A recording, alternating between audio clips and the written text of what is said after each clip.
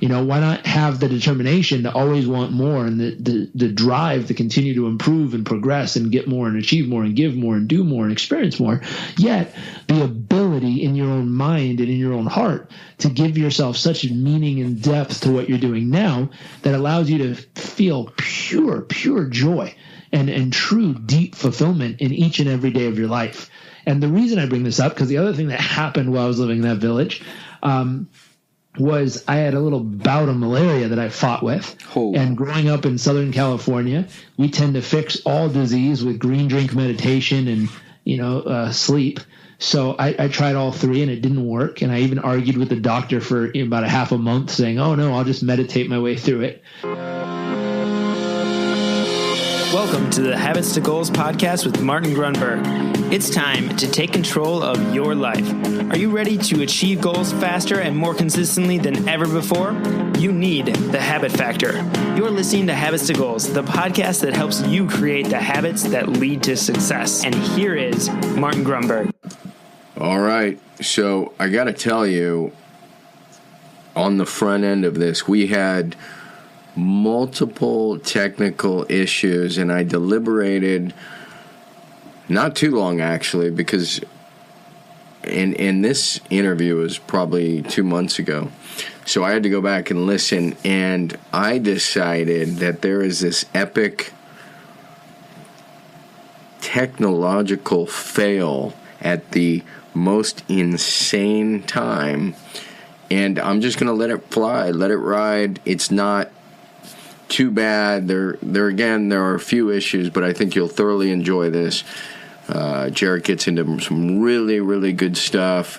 If you happen to be a person seeking your own purpose in life, so to speak, some great tips here. So sit back, tune in, and enjoy. And I appreciate your forgiveness for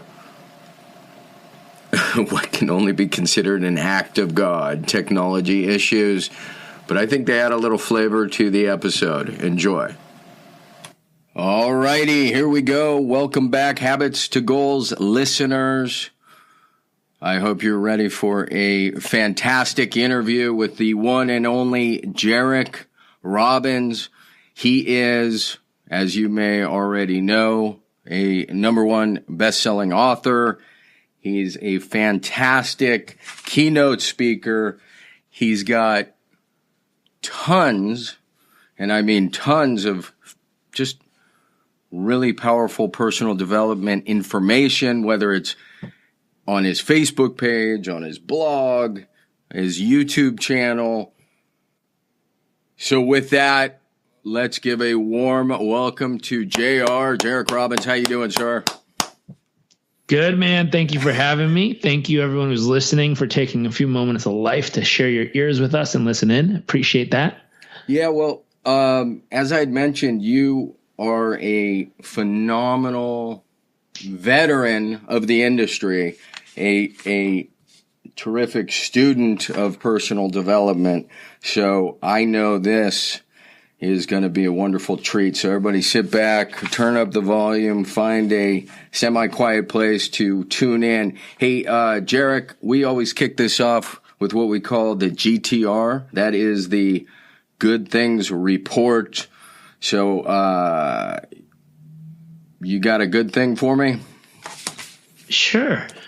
I think something that's really good that's happened is my mom has been struggling in her health. Oh, and little by little, she was starting to lose her eyesight. She was starting, when a few weeks ago, she was struggling even to walk to the bathroom and back with a walker. Oh, no. And, her blood pressure was dropping. And it was really interesting. It took some time to go and see her. So I just packed everything up, moved my office to Asheville, North Carolina for a week, and flew on out there, hung out with her, spent time with her, loved on her, talked with her. And what was the good thing for the report here was that following week, after those conversations and after helping her kind of map out a plan and come up with a way to help get her back in gear, she went from barely being able to literally walk to the bathroom, which was 30 steps, I counted, to she did 30.5 miles on her Pilates machine of movement over the next, I think, 9 days. And so it was pretty phenomenal when you take time to love on those around you and help them figure out what the plan is and help them organize an opportunity to really go out and make something happen. It's always a blessing and some great news when you see them taking action and actually applying what it is you share with them. And, I was teasing her the other day. I'm like, when's the last time you did 30 miles in a week? She's like, shoot, I don't know, 20 years ago. Right. And so to see her step up, take action, and apply what we talked about, and to immediately see results pop up in her life was truly a blessing. So a few things I think that's what makes this remarkable is you take the time, you kind of shut it down here in San Diego, you pack it up, and you make the time necessary, the priority for family. And obviously, you're busy. You got a million things going on, but you stop and you do, obviously subjective, but I think what is the right thing to do. So that's incredible. And you just took the time. So you leave her in a better place, and sounds like she's stronger for the visit. Yeah, she's crushing it. So she's on track. She's making some progress. Still has a long way to go. At the same time, though, it's beautiful seeing her step up and apply it.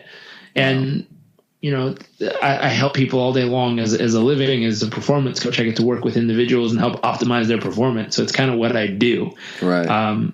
But you know what? Family first. When your family needs you, shut everything down and go be there for them and help them and support them and love them and really give them your all. And if you're willing to do that, it's nice helping people I haven't met, and it's beautiful helping clients and friends. But there's something very special about being able to show up for the ones closest to you when they need you and see them actually take what you share and actually apply it. And then there's magic in that. So a lot of props to her for stepping up and applying it. Yeah, well, props to you for doing, just doing the right thing. And yeah, I got to imagine for all the skills and talents you have, can't be any more rewarding than doing it for those you love. Well, quick transition. So my GTR is much simpler, a bit of what I touched on the open with you. Just a packed day, really good team meeting in the morning, managed to turn it around, rip it back to the beach, do a quick workout, and just back here in the office, cranking out a couple interviews and podcasts, and you're at the top of the list. So, JR, thanks again for taking the time. I'm going to set this up real quick for the listener, and I think they know because they've heard this before. So when things cross and I even said this to Jairek, when they cross my radar, and I'm guessing you're the same, just a few times, maybe a few too many times, then I start to really pay attention. And so it's probably a couple of years ago. I'm getting out of the surf. It's around sunset. Actually, I think it was a weekend. It wasn't a sunset. And I see JR running down the boardwalk, and I'm like, what? Was that Jairek? So I track him down. My kids would have said I was stalking him. We had a very nice chat. He took the time to connect. And then we stayed semi-close, and we just couldn't make the interview work. A couple months ago, I'm getting out of the surf at sunset, and there he is again on the boardwalk. He says he's moved in town for at least for a few months, so we are making it work for the podcast and for the H2G listener. Jairek, I like to get into a bit of background. I mean, you're a performance coach, but you're also a coach to coaches. You're doing a lot of neat projects. But when I talk about background, I mean like, where did you go to high school? Where did you go to college? How did you find your first foray into the space? And then I want to know about a big challenge. So kick it off maybe in high school. What part of the world were you in? Sure. So San Diego, California is where I grew up. Beautiful. Spent most of my adolescence here, North County. Went to high school in the Costa Canyon. Nice. I was an average student, nothing very special. just someone who showed up and, had a lot of fun and enjoyed myself. Until about senior year, I decided to kick it in gear and go for it. I started immersing myself in personal development material and really applying it, not just learning it. So things changed. All of a sudden I went from a, B.C. student to a straight A student. I decided that there was there was 3 schools I applied to for college. And it was ironic. The one that said no was the one I wanted to go to the most. So I decided I was going there no matter what. And I put into practice everything I'd learned. So I set a goal. I knew what I wanted. I figured out why it was a must to make it happen.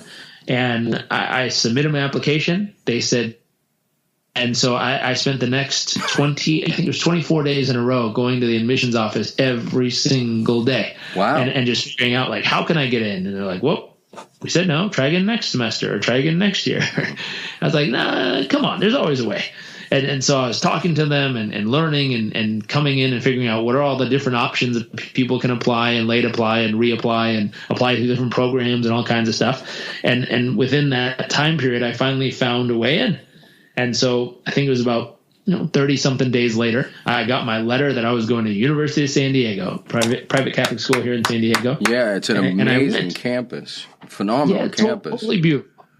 Great experience. There's a handful of things I did while I was there that really helped shape my perspective coming out. I studied psychology. I was there, but I took 2 different semesters. The first semester I did semester at sea, which was a 110-day voyage around the world. We stopped in 7 different countries, had anywhere between 7 to 10 days in each country. And it was amazing. I mean, we sailed around the world on a ship. We left Vancouver and we went to Japan and China and India and Thailand and Vietnam and Tanzania and South Africa, Brazil, Venezuela, back up to Florida.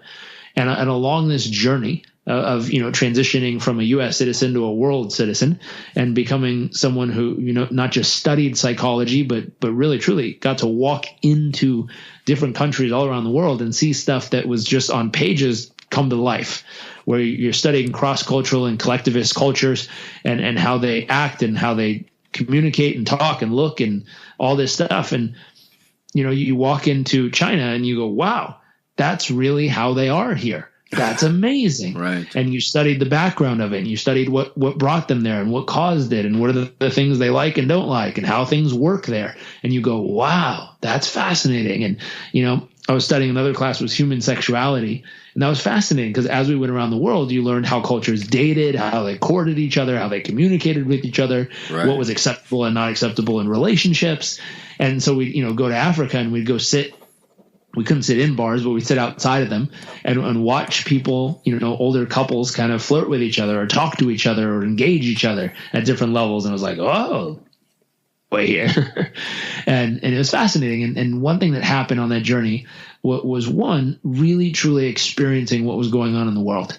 And I remember getting to South Africa, going into a shanty town, which was made up of tons of these little, tin houses that people had put together. And it's just 4 tin walls and a tin roof with a tin door and a little, cutout hole in the roof as a kind of a place for light to come in.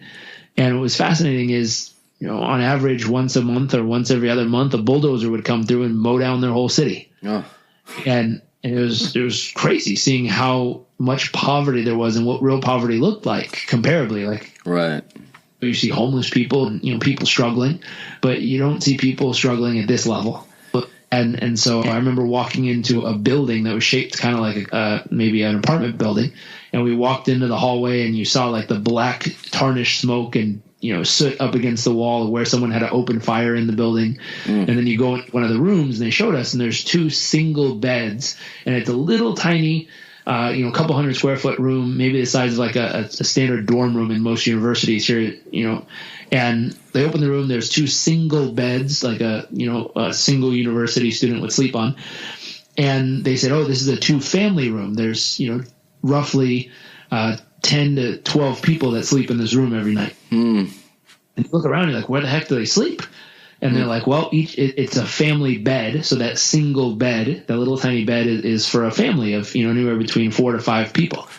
And you're like, wow. You're like, well, where do they put their stuff? And you look on the wall and there's like 5 nails, and each nail is one person's closet, and they have a shirt and a pair of pants. Yeah, they don't have stuff. Wow.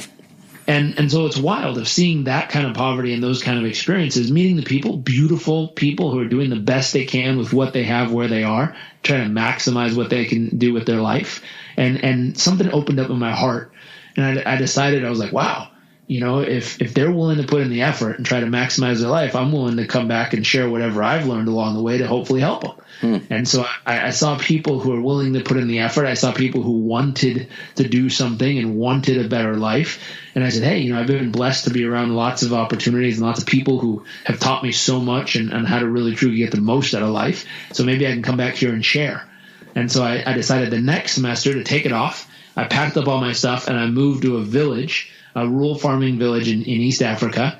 And I went there to go teach. And I was teaching organic farming, help the farmers make the most of their land and really truly get their crops back and get their businesses up and booming. So you took sorry to interrupt. You took a semester out of college after you returned to go back and serve like that? Yeah, wow. It was, midway through. So got it. I went over, it was great. And then after that, I decided to go back to keep helping. Right. And so I went back and spent 3 months living in a village, volunteering and teaching organic farming, teaching English at the school and helping out wherever I could, and learned a lot about life. The keys there in learning about life, because there's no running water, no electricity, no toilets. We're learning, how do you find fulfillment in the simplest of things? How do you find joy in a sunrise? How do you, really truly, how do you find purpose in, just helping a guy kind of build a stove out of clay? Like, that's not fancy or technically savvy or anything. It's just doing the basic stuff. But how do you really find that joy? So, sorry again. Couple questions here. So that's one of my observations in the poorest of situations, societies. Happiness is almost endemic. It's like there's a real sustained happiness, and I'm wondering what your take on that is. They're sleeping 12 people in a room, and they're still smiling, and they're giving what they have, and they're contributing. How do you explain that? So I'm not a huge fan of people being like, oh, why are these poor people so happy and these rich people so miserable? I don't think it's that easy, because there's miserable poor people and there's happy rich people. Sure. And so what I look for is I look at what are all the qualities that exist in every village around the world, whether your village is Los Angeles or your village is, Kangalumira Pineapple Village in Uganda. And regardless of the village, there's certain people who choose to be happy and fulfilled, and there's certain people who choose to be flipping miserable no matter how great or bad it is. And so I looked for that, and I looked for, really truly what you're asking is what's the difference? How come some people can be so freaking happy with nothing and some people can be miserable with it? Yeah, I was asking specifically and I think I picked up the answer there. So your observation is they are making this choice. Yeah, because I wasn't pitting it against, just for clarity, rich people and poor people. I'm just saying I have this picture up.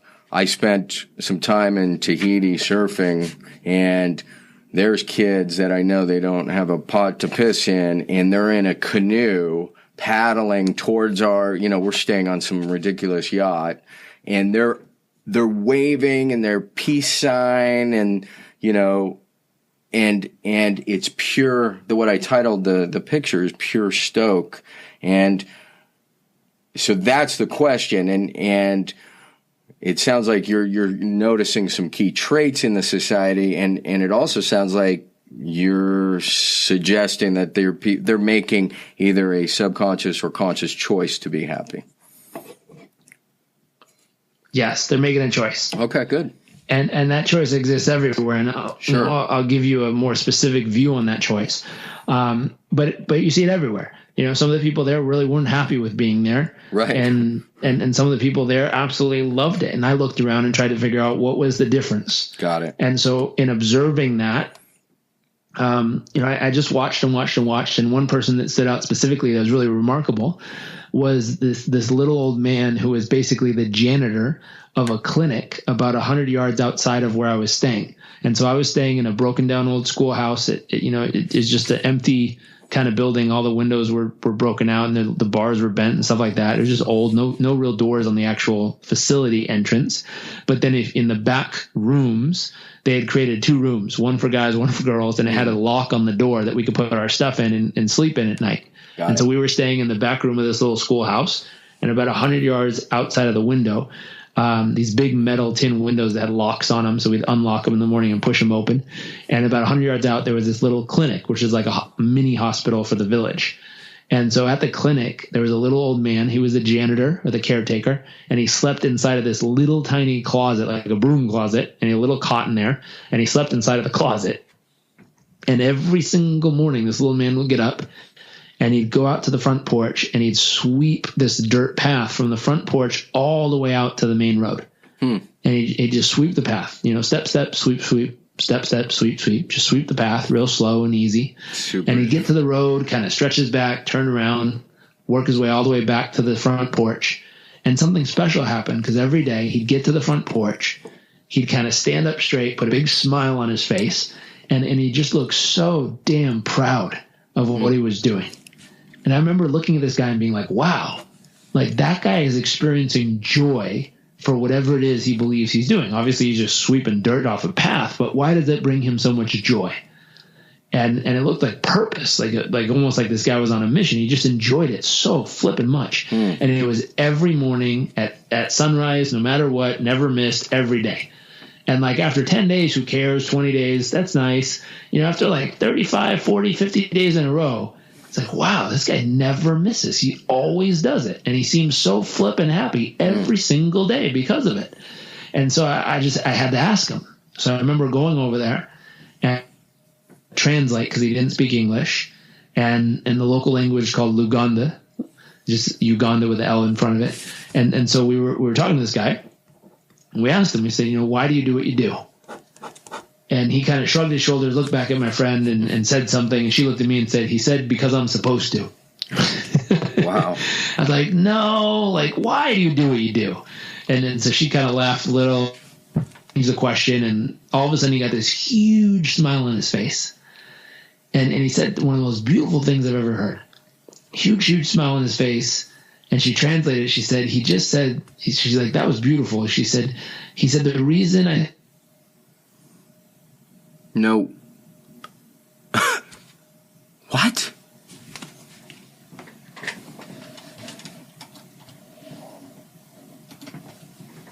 That is unbelievable. Jairek. That's impossible. There's no way. At the climax of the story. Oh my goodness. All right, we got him back. Okay. Oh, sorry about that. No, I'm just telling you. I was like on the edge of my seat. There was so much buildup. There was like 5 minutes of buildup, and you're like, and then she got excited, and she turned to me and said, and then it was like cut off, and I was like, what? Unbelievable. Unbelievable. So I don't know how you can try to at least set that up. I think one of the last things you said was, she said, or she said, what a beautiful answer. And then you can take it from there. I'll try to patch it together. Sure. That was funny. So yeah, whenever you're ready. Got it. So she turned back around and said, wow, what a beautiful response. And what he had said was, he believes that every human being, whether it's a small child about to enter this world or a sick or elderly person about to leave this world, that they deserve a clear path to do so. And that's why he's sweeping? Yeah. And so what's interesting is I got to meet a man who lives in a broom closet, who sweeps leaves for a living, who had more purpose than most people I cross paths with every single day, whether they're a CEO, an executive, an entrepreneur. someone who does something so simple yet has such deep meaning and purpose tied that literally he lives a life filled with purpose. So I wanted to go in 10 different directions. I wanted to know how much. I got a couple kids that are about to go to college, so I want to know how much that program costs, and I want to talk about a few other things, but I'm going to stay on this purpose thread. So let's think about that. So in this case, it seems, because there's a correlation here between purpose and happiness, but he has determined that's his purpose, whether we know that's arbitrary or some God-given mission that he felt intrinsically. I guess my question is, if I'm listening to this, I'm the listener, Jairek, and I'm like, well, good for the guy who's sweeping the lawn. I don't know what my purpose is, right? The guy who's sweeping the sidewalk. How do I know what my purpose is? A lot of people don't know what their purpose is. Sure. It's a great question. I don't think it's about finding a purpose where it's like, oh my gosh, I found it. My purpose is to sweep leaves. It's about taking what you're doing, sweeping leaves, and adding purpose to it, adding meaning to it. And so he could have shrugged his shoulders and said, hey, I sweep leaves. I'm the janitor. That's what I do. I sleep in a closet. That's my life. But instead, he had, and he could have been miserable doing the same thing. Sure. And a lot of people are. You go meet people who are janitors, and not all of them. Some of them choose to be flipping miserable in the process. Right. They hate their job. They can't stand their life. Their life sucks. They got stuck with this. Right. Versus, what's interesting is my dad was a janitor at one point, and he loved helping people so much. It's kind of ironic these two stories tie together. I didn't think about it. Sure. Did I lose you again? 14 years old. Oh. He was a janitor. And what's fascinating is he used to love people so much that he would run around at night when he was cleaning a building and leave little notes for people he didn't even know at the bank. At 14? Yep. Wow. And so this concept of you can take something that's a menial task that anyone can do, that's usually boring and annoying, and you can turn that into a purpose-filled activity in your life that brings joy and meaning and purpose to everything you do. Now, a lot of people worry that, like, well, if I make everything I do so amazing, like maybe I won't progress and do better and have more. No, you can always progress, have more, and do more. I've heard this before where I've shared this with someone well, aren't I supposed to not like where I am so that it drives me to continue to work harder to be better and go further in life? So I scratch my head and say, hey, why not do both? All right, a quick timeout. Again, thank you so much for joining me and Habits to Goals. I hope you are digging this interview. I want to share with you something pretty cool we've just thrown out there. You can catch this either live or recorded. It's a webinar I put on. It's about 60 minutes. It goes through 9 major tips. It gives you background about the habit factor, a little bit about me, and an overview and intro to something we have put together called the 28-Day Breakthrough. Fantastic course, really the goal of which is, it's the old, you don't feed a man a fish or woman, you teach them to fish. And so this is built above, beneath, around the habit factor, really gets in depth with mission, vision, values, some great modules around goals in particular, energy, the mastery mindset. Those are modules that are included.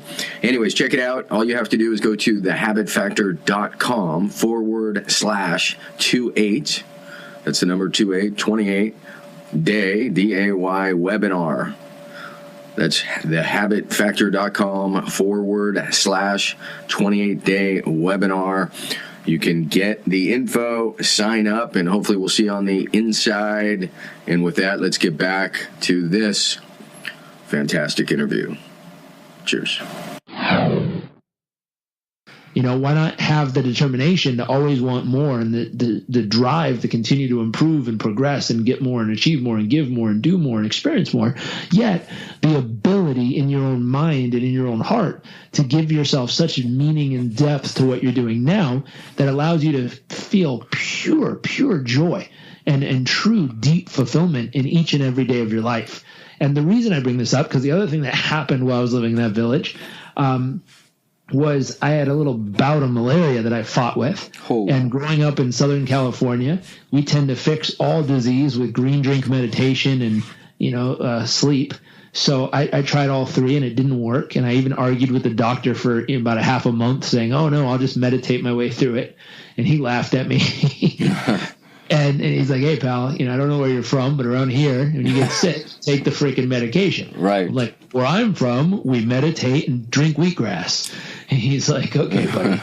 And so we went back and forth. And eventually it got to the point where, one of my lungs started to shut down and I was having trouble breathing. And he was like, okay, fella, I need to figure out how to convince you that you need to take the damn medicine. Right. And so we went back and forth. And eventually he said, okay, here, let me show you. So he's like, maybe you're visual. He took out some blood and he put it on a screen, ran a sample. And he's like, basically you have 55,000 parasites per one red blood cell right now.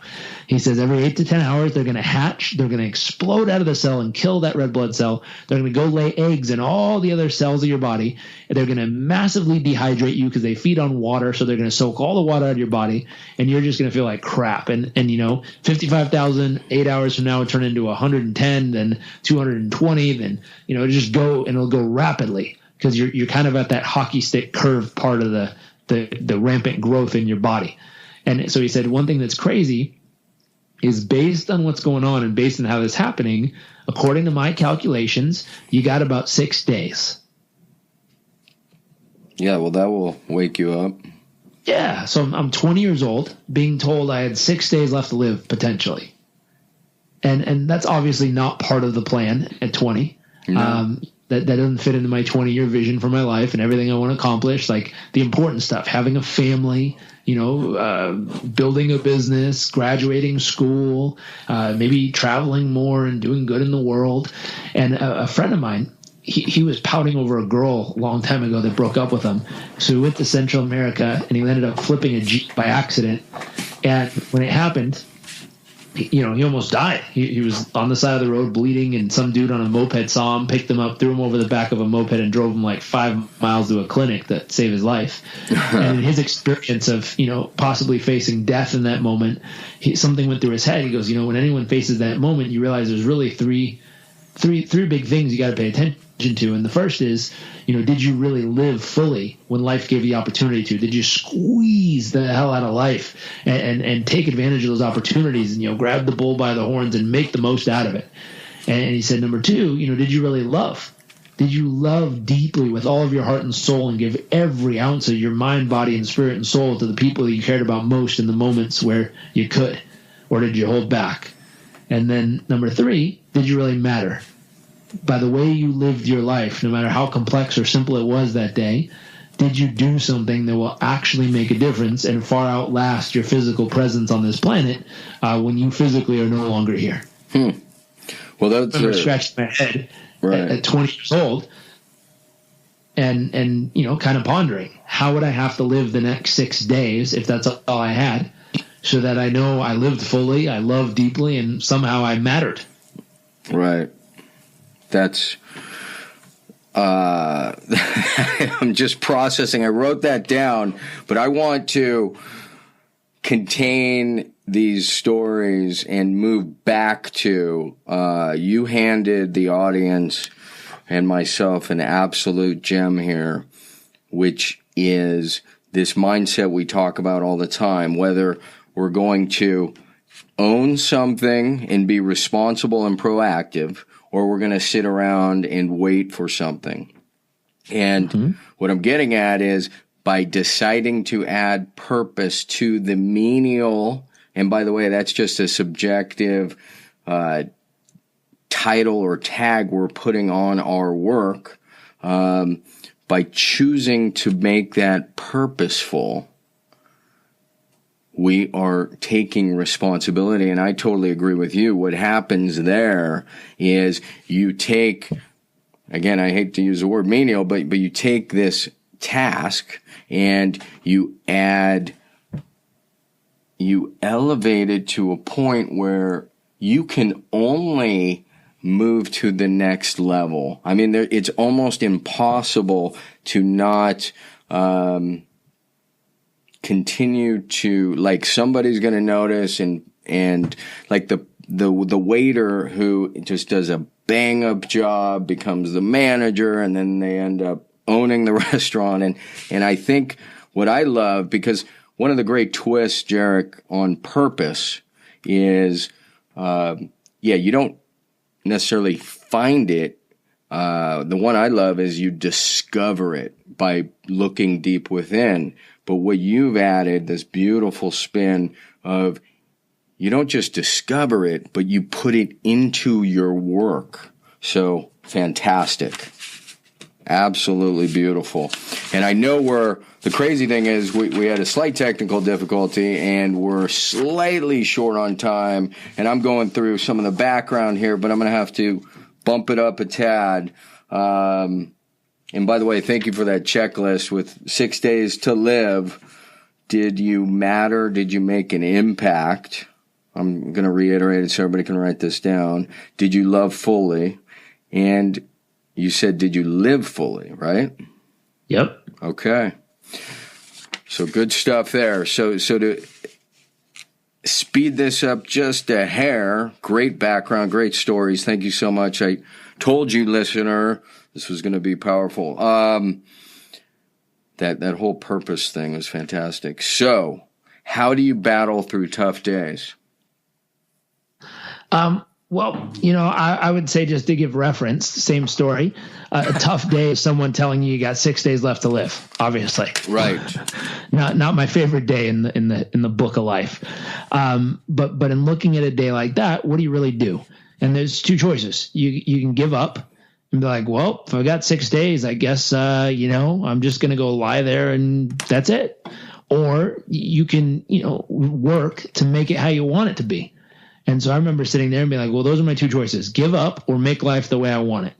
And if I want to make it the way I want it, I'm going to have to figure out what's my plan. And so on a tough day, if you figure out you're down, you got to figure out what's the plan. What's the plan to get back up? And you got to break it down into simple steps. So I looked at all the things that could help me become the healthiest, happiest, strongest, most fulfilled version of myself. The mental stuff, the physical stuff, the emotional stuff, right. Everything. And it's something that we've been working on and refining for, what was it, 20, 30, 13 years now, 14 years since when I've been doing. And we've been looking at how do we constantly refine the process of helping people become the happiest, healthiest, most fulfilled versions of themselves. And so some of the things that really helped me do that, number one, reviewing my 20-year vision for my life. Knowing where I'm headed long term, my North Star, the thing that's guiding everything I'm doing. Because when I'm connected to where I'm headed in the long run, it inspires me to take the habits and actions necessary today in order to get there. Thank you for mixing in habit. Excellent. Keep going. Now, that daily habit I'm going to do each day, it makes sense. It's not just another thing that I have to get done today. It's something that, no, this is an investment in my 20-year vision for my life. Right. And by doing this today, it's giving me the opportunity to land up there in the future, or close to there or beyond there, wherever I land up. But it's linking up in my brain and allowing myself to feel like, wow, this investment today is going to allow me to get to where I want to be 20 years from now. So that's one big piece. Another big piece, meditation. There's so many documented benefits of meditation, from being an antidepressant to helping yourself feel more self-confident to giving yourself peace of mind to better sleep, mindfulness. Like, there's so many benefits psychologically, emotionally, better decision making, more assertiveness, more empathetic to other people's needs, the ability to block out the past and the future, but really stay present in the moment. So many benefits. And so I take time to meditate on those days and just clear my mind and become very present in the moment. So even on a brutal day where the last thing you feel like doing is meditating, you find the willpower, the muscle to meditate. Well, let me put it this way. Yeah. It's so many people, again, see meditation as a task they have to do, something I have to check off because it's good for me, versus saying, hey, if I want all the benefits, I want clarity of mind, the ability to choose what to focus on, the ability to, tabula rasa, the concept clean slate. I want to take time to clean out and clean up everything that's randomly floating around, clean it out, start fresh with a new tab, a new clean slate. And from there, I'm going to choose what thoughts to put in. Because the other thing that tends to happen on days like that, a bad day, your mind gets flooded with fear, uncertainty, things that freak you out. Yeah. In my case, the possibility of dying, never getting to live my dreams, never getting to have the life I want, never getting to experience, a child or my wife or anything like that. And so all that stuff flooded my mind and body. And I said, hey, by meditating, I'm choosing to clear out all the random thoughts and all the fears and uncertainties, and then I'm going to choose to replace them with the things I do want. And then from there, I'm going to work it back what I have to do today to actually move closer to that and actually go do something about it instead of sitting here, frustrated or worrying. Got it. And so that's what I did. And so meditated, focused on my 20-year vision, figured out what has to happen today to get me there, figured out what I had to do mentally, emotionally, physically, health-wise in order to get myself on track, and then started taking action. And at that time, optimizing what I was putting in my body made a big difference. And it was kind of trippy because in that exact moment, anything that went in tended to come right back out. Yeah.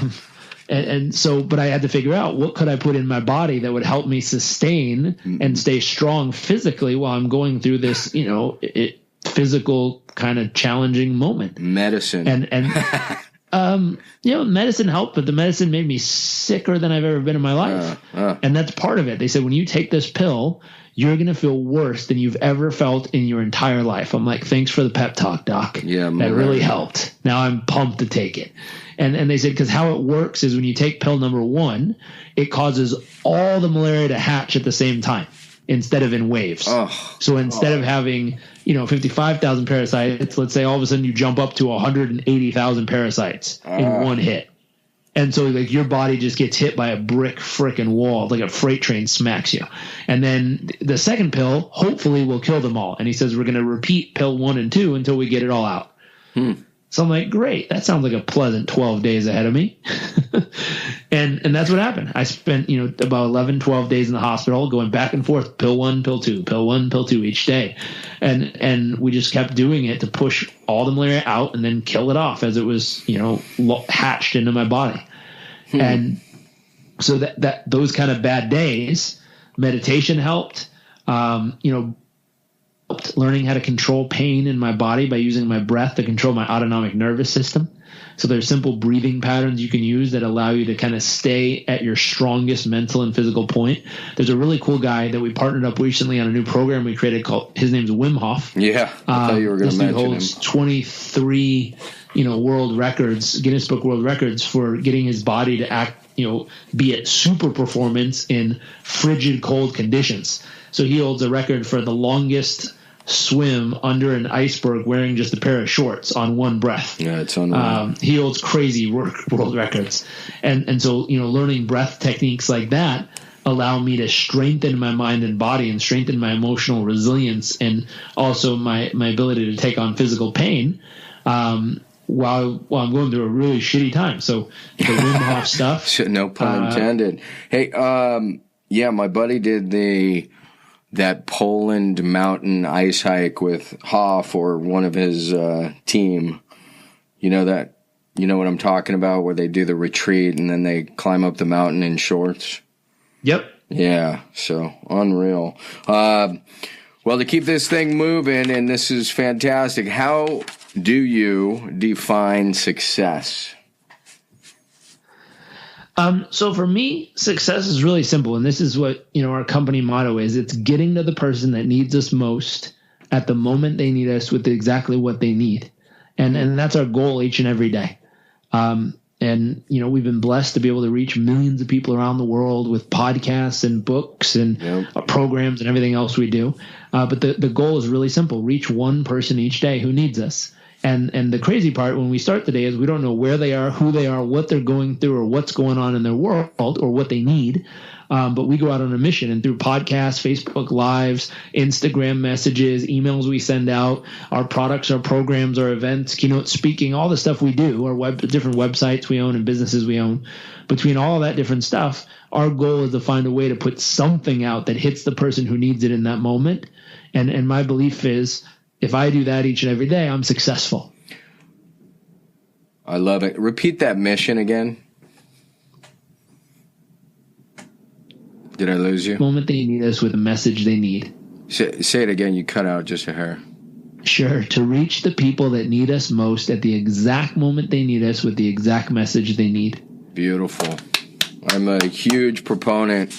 We got a 28-day breakthrough course coming out, and one of the fundamental pillars is, of course, the mission statement. So that's why I wanted you to repeat that, because when people are clear, i.e. JR right here, on their mission, everything else tends to begin to line up or align.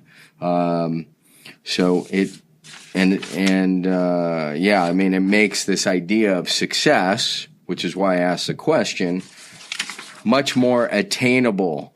All right, we are rounding third, JR. How about give me 2 or 3 of your best habits? Did I lose you? Come on. Nope, I'm here. Okay, good. I saw the output go dark. Good. Yeah, best habits, really simple. Meditation, exercise every day, optimizing my meals and nutrition. All these things are things we focus on and talk about. Okay. And again, something we put in a high performance program on how to optimize a person.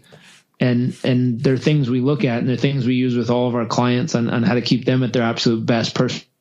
That's fantastic. You there? Yep. Sweet. So I'm going to quick parenthetic statement for the listener. He said basically everything that revolves around energy, his diet, his exercise, meditation. I want the listener to remember your goal is out here. Just put your right arm out. And then you are out here. Put your left arm out.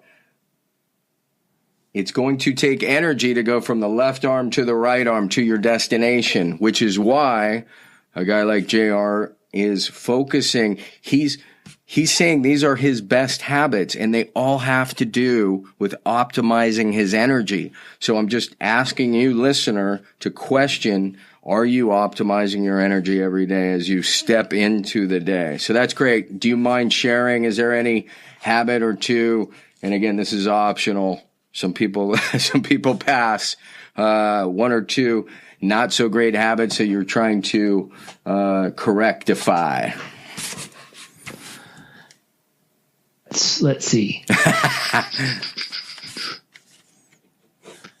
Any? One bad habit. I was just doing a Facebook Live when we were talking about this, and boundaries was one of the concepts. And so one bad habit I have is wanting to try to be everywhere all the time, all at once. Doing as much as I can, and so it's probably a pretty bad habit to overextend and commit to too many things.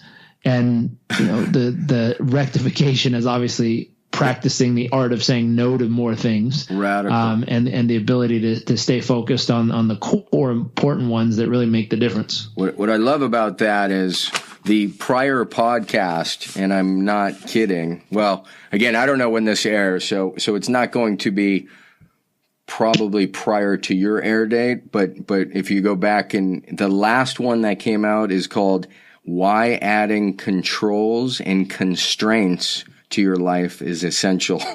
So you hit the nail on the head there. How about a favorite transformative book? If you go way back, something that pivoted your life.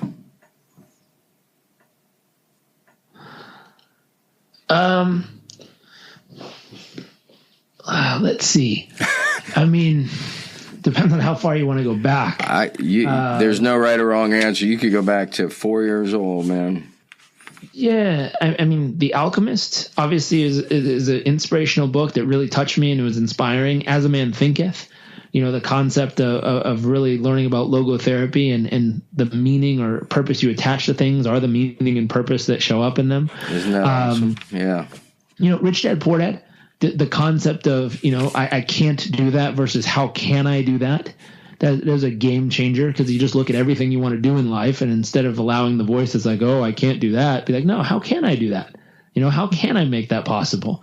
And that's something that's threaded through multiple areas of my life, even university, like applying to a school, not getting in, instead of going, oh, I can't go there. No, be like, how can I go there? What has to happen? How do I need to adjust my approach to figure out how to get in and be able to maximize it? And so that concept really shaped a lot. Lots and lots of books. I mean, some of my recent favorites, probably the book, it's called Tools, and it talks about different tools you can use to help better your life mentally and emotionally. Another book called The Power of Habit. Huge fan of habits. I know yours is The Habit Factor, right? Right. Yep. Another great book. Throw that one out there. The Happiness Advantage. Nice. The great book filled with lots of information on happiness. He breaks it down, scientifically proven with all the research. Another book a friend of mine wrote called Sleep Smarter. He's someone who we partner with in one of our most recent programs on how to optimize your sleep. And there's so many benefits to it.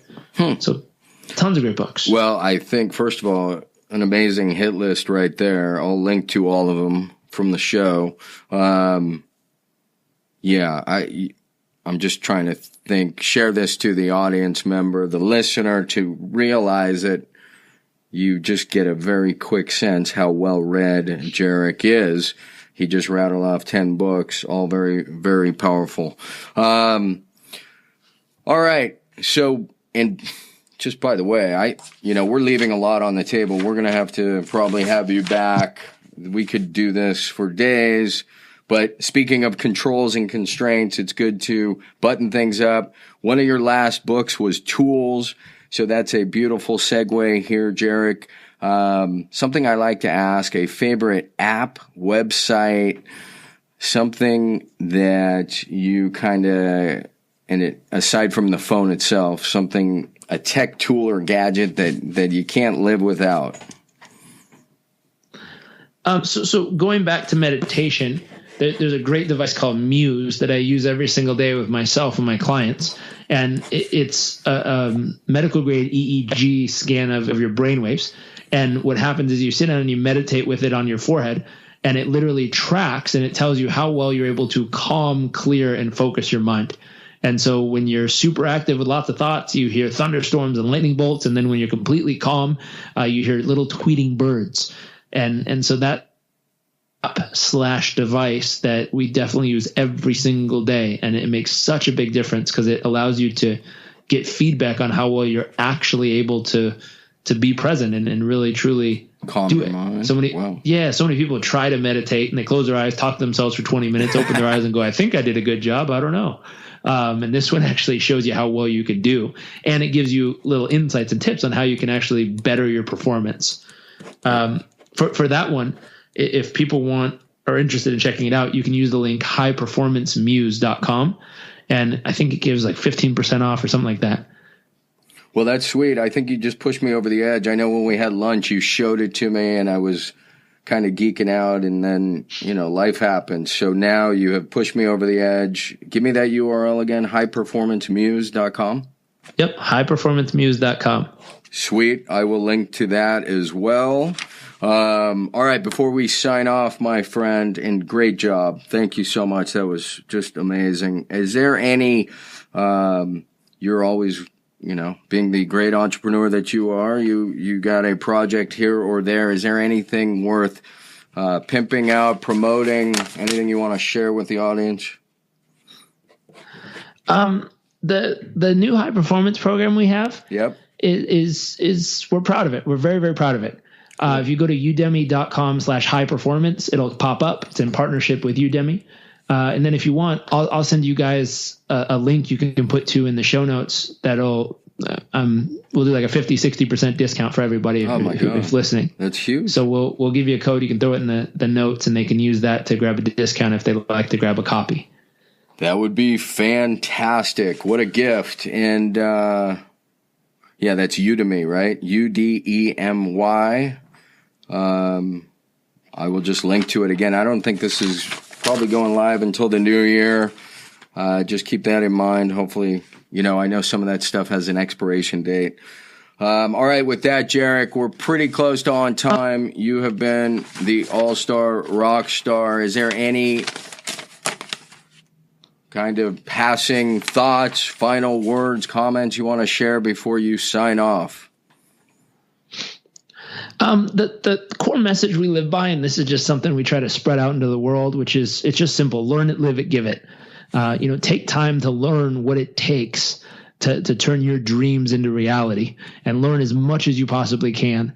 Second, live it. Fully apply all that you learn and really put it into practice. Get the physical results, like live your life to the fullest. And then finally, give it. Find a way to pay forward everything that works for you, not as the 5 fucking golden pillars of how others need to live their life, but more so as like, hey guys, here's what's working for me. I hope it helps. Take it or leave it. Please apply it, and hopefully it helped you have a better life in the process. Well, that was fantastic. I say learn it, live it, give it is a great way to. Earlier, I asked you for the definition of success. You'd be hard pressed to say that that's not it. And now I have to slam the explicit tag on this show. Thanks to you. No, that's all right, man. Great job again. Thank you very much. Everybody's clapping for you. And we'll see you around the beach soon, Jairek. Take care.